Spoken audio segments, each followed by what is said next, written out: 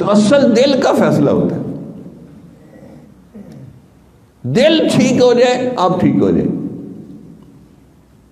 دل کی آزادی، شہنشاہی، شکم سمانے موت، فیصلہ تیرا، تیرے ہاتھوں میں، دل یا شکم. پیٹ کو مقصد بنا لو یا دل کو مقصد بنا لو. جو دل کو مقصد بنائے گا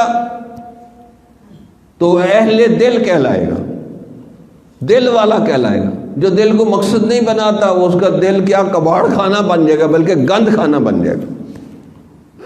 گندی سوچیں، گندی فکریں، ہر وقت فضول سوچیں سوچتا رہے گا. اللہ کا دھیان اور خیال بھی اس کو نہیں آتا. تو اس لیے مشائخ ہوں، علماء کرام ہوں، جو خوف و خشیت رکھتے وہ دل کی بات کریں گے. اسی لیے اللہ والوں کو اہل دل بھی کہتے ہیں، اہل اللہ بھی کہتے ہیں، اہل دل بھی کہتے ہیں. بھائی دل تو سب کا ہے،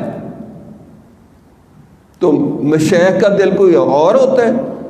نہیں. فرمایا اہل دل کس کو کہتے ہیں؟ اہل دل اس کو دل نہیں کہتے جو تڑپتا نہ ہو خدا کے لیے. اس لیے ان کو اہل دل کہتے ہیں، ان کا دل بنا ہوا ہے. اس لیے قرآن میں بھی فرمایا من جاء بقلب منیب، جو بنا ہوا رجوع اللہ کرنے والا دل لے کے آئے گا وہ صحیح بندہ ہے. اب دل پہ ہمارا کوئی فوکس ہی نہیں ہے، سوچ ہی نہیں ہے، دل کو لوگ اہمیت ہی نہیں دیتے، جس کی وجہ سے کام خراب ہے. اس لیے ہمارے ہاں وقوف قلبی کہ کھاتے پیتے سوتے جاگتے اٹھتے بیٹھتے ہر وقت دل کے اوپر دھیان، توجہ ہر وقت کہ یہ کیا کر رہا ہے، اس کی نگرانی کرو، یہ کیا کر رہا ہے. وقوف عرفات کا کیا معنی ہے؟ عرفات میں ٹھہرنا جا کے. اور وقوف دل کا معنی ہے دل کے اوپر ٹھہر جاؤ. اس سے پھر دل کے اندر سے صفائی شروع ہوتی. یا کم از کم کہ اللہ مجھے دیکھ رہا ہے، اللہ میرے دل کو دیکھ رہا ہے، مجھے بھی دیکھ رہا ہے، دل کو بھی دیکھ رہا ہے. اس سے پھر دل بدلنا شروع ہوتا ہے.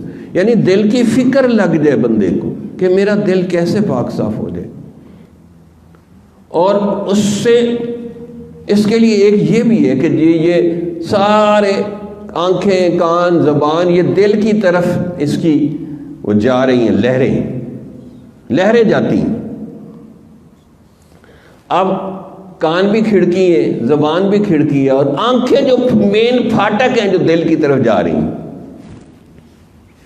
آنکھیں کنٹرول ہو گئی تو دل کنٹرول ہو جائے گا. کس سے مانگے کہاں جائیں، کس سے کہیں اور دنیا